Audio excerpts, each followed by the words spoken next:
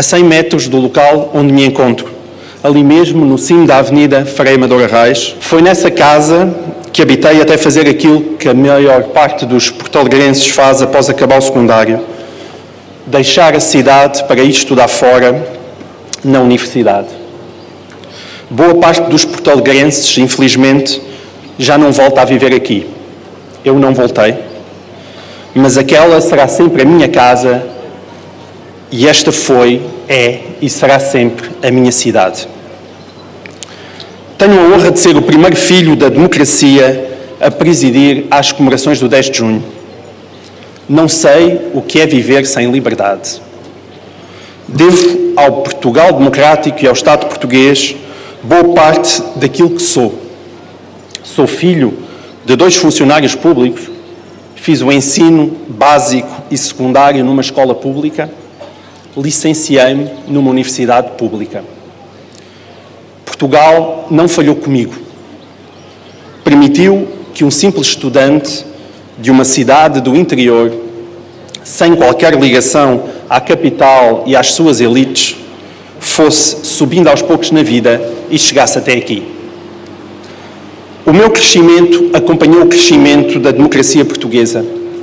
Vi o quanto o país mudou. Até ao final da década de 90, Lisboa estava a mais de 4 horas de autocarro de Porto Alegre e a essa distância física correspondia uma ainda maior distância cultural. Os livros eram poucos e vendiam-se nas papelarias, o cinema só funcionava ao fim de semana, as bandas que nós queríamos ouvir não passavam por cá. Mas o país avançava e eu via-o avançar. Os meus pais estudaram mais anos e tiveram mais oportunidades do que os meus avós. Eu estudei mais anos e tive mais oportunidades do que os meus pais. Como acontecia em tantas casas, a minha família investia parte do salário a comprar livros e enciclopédias que chegavam pelo correio a prestações. Esses livros representavam o conhecimento e a educação que as famílias ambicionavam para os seus filhos. Os pais lutavam por isso. Lutavam menos por eles do que pelas suas crianças, para que elas tivessem uma vida melhor, estudassem, fossem alguém. Os seus filhos chegariam às universidades, estudariam 16, 17, 20 anos, se fosse preciso. Viajariam mais. As suas férias não estariam limitadas aos 15 dias em Albufeira. Seriam grandes, seriam felizes, seriam europeus.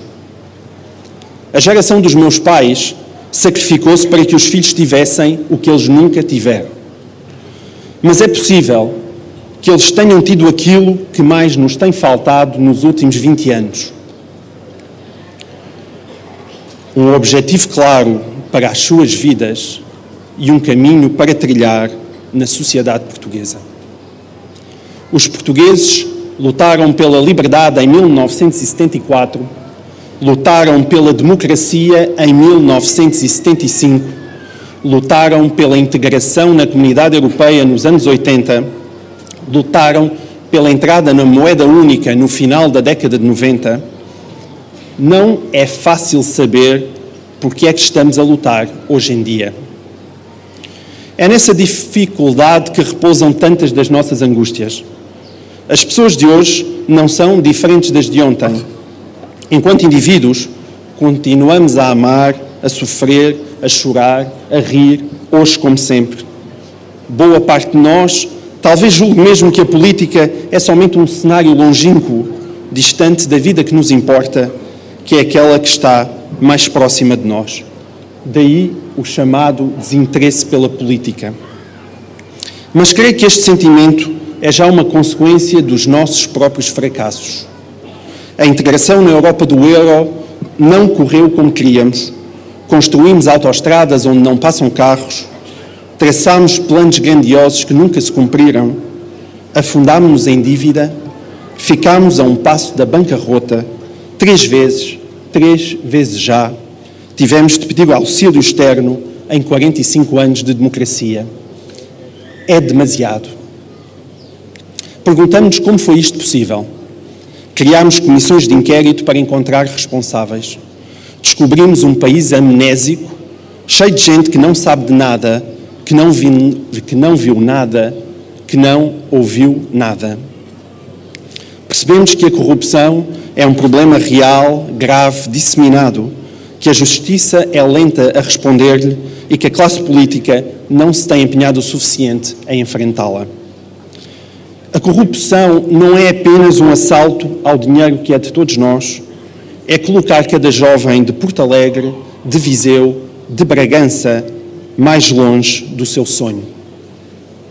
O sonho de amanhã ser-se mais do que se é hoje vai-se desvanecendo, porque cada família, cada pai, cada adolescente convence de que o jogo está viciado, que não é pelo talento e pelo trabalho que se ascende na vida, que o mérito não chega, que é preciso conhecer as pessoas certas, que é preciso ter os amigos certos, que é preciso nascer na família certa. Os miúdos que não nasceram neste tipo de família certa têm direito aos mesmos sonhos que os filhos das elites portuguesas. Todos nós concordamos com isto. Mas será que estamos a fazer alguma coisa para que aquilo com que concordamos se torne realidade? Será que podemos garantir que o talento conta mais do que a família em que cada um nasceu? Será que a igualdade de oportunidades existe? Quando eu digo à Carolina, ao Tomás, ao Gui ou à Rita, os meus 4 filhos, leiam mais, trabalhem mais, que o vosso esforço será recompensado. Será que lhes estou a dizer a verdade? Os meus pais disseram-me isso a mim e eu estou aqui.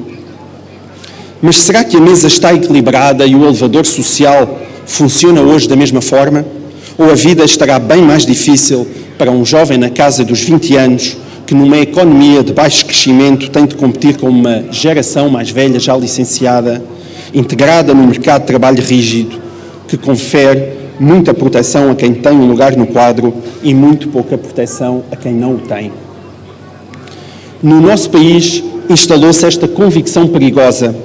Um jovem talentoso que queira se ingrar na carreira exclusivamente através do seu mérito, a melhor solução que tem ao seu alcance é emigrar. Isto é uma tragédia portuguesa. Não podemos condenar os nossos filhos ao discurso fatalista de um Portugal que é assim, porque nunca foi de outra maneira. O desespero não nasce do erro, mas do sentimento de que não vale a pena esforçarmos-nos para que as coisas sejam de outra forma, porque nunca serão. A falta de esperança e a desigualdade de oportunidades podem dar origem a uma geração de adultos desencantados, incapazes de acreditar num país meritocrático. Esta perda de esperança aparece depois travestida de lucidez e rapidamente se transforma numa forma de cinismo. Achamos que temos de ser pessimistas para sermos lúcidos, que temos de ser desesperançados para sermos realistas, que temos de ser eternamente desconfiados para não sermos comidos por parvos. Guardamos os bons sentimentos para as nossas relações pessoais, onde somos certamente seres encantadores, mas quando se trata de refletir sobre o nosso papel enquanto cidadãos, partes de uma nação e de um tecido social e político comum, colocamos uma mola no nariz e dizemos que pouco temos a ver com isso, porque os políticos não se recomendam. Há o eles, os políticos, as instituições, as várias autoridades, muitas das quais, receio bem, se encontram hoje aqui presentes, e há o nós, eu, a minha família, os meus colegas e os meus amigos. Entre o nós e o eles há uma distância atlântica, com raríssimas pontes pelo meio. Eles não têm nada a ver connosco, nós não temos nada a ver com eles. O Sr. Presidente da República costuma dizer com frequência que os portugueses, quando querem, são os melhores do mundo. O Sr. Presidente da República, que me perdoa o atrevimento, não há qualquer razão para os portugueses serem melhores do que os finlandeses, os nepaleses ou os quenianos. Mas tenho uma boa notícia para dar. Também não precisamos de ser melhores. Para quem ainda acredita numa ideia de comunidade, os portugueses são aqueles que estão ao nosso lado. E isso conta muito. Partilhamos uma língua, um país com uma estabilidade de séculos, sem divisões, e é uma pena que por vezes pareçamos cansados de nós próprios. Tivemos história a mais, agora temos história a menos. Passámos da exaltação heroica e primária do nosso passado, no tempo do Estado Novo, para acabarmos com o receio de usar a palavra descobrimentos. Simplificamos a história de forma infantil.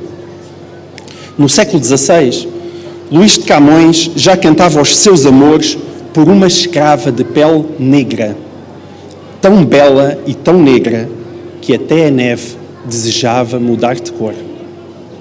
Para desarrumar os estereótipos, talvez precisemos de um pouco menos de Lusíadas e de um pouco mais de lírica camuniana. Menos exaltação patriótica e mais paixão por cada ser humano. Eis uma fórmula que me parece adequada aos tempos em que vivemos. Sendo já poucos os que acreditam nas grandes narrativas, continuamos a acreditar nas pessoas que temos ao nosso lado. E esse é o caminho para a identificação possível dos portugueses com Portugal. Sozinho, somos ninguém. A velha pergunta bíblica, acaso sou eu o guarda do meu irmão, tem uma única resposta numa sociedade decente.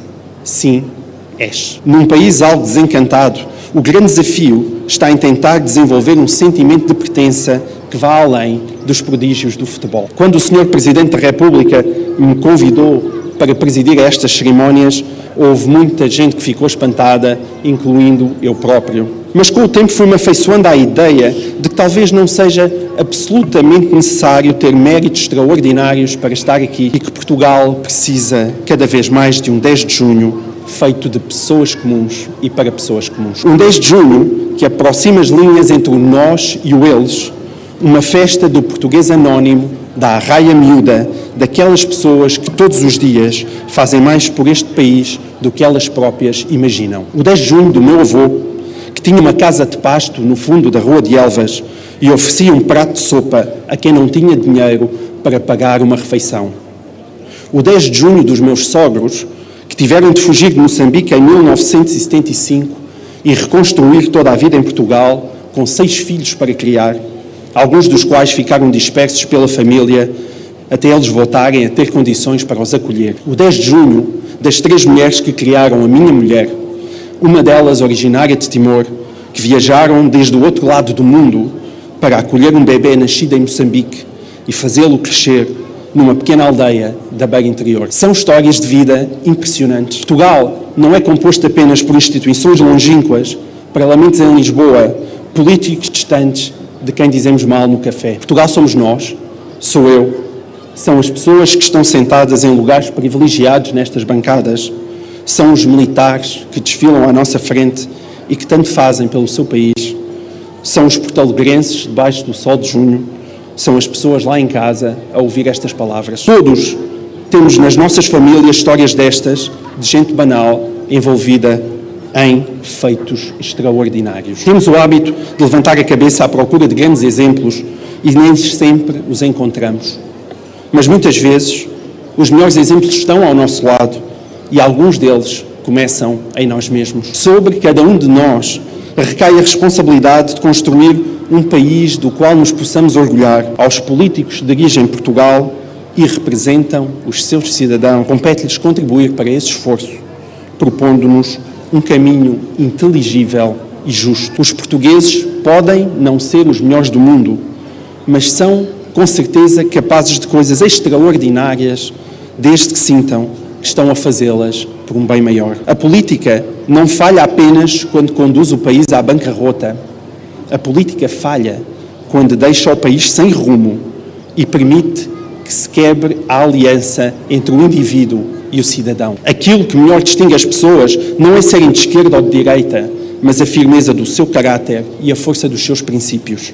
Aquilo que se pede aos políticos, sejam eles de esquerda ou de direita, é que nos deem alguma coisa em que acreditar, que alimentem um sentimento comum de pertença, que ofereçam um objetivo claro à comunidade que lideram. Nós precisamos de sentir que contamos para alguma coisa, para além de pagar impostos. Cada português precisa de sentir que conta, precisa de sentir que os seus gestos não contribuem apenas para a sua felicidade individual ou para a felicidade da sua família, mas que têm um efeito real na sociedade e podem, à sua medida, servir o país.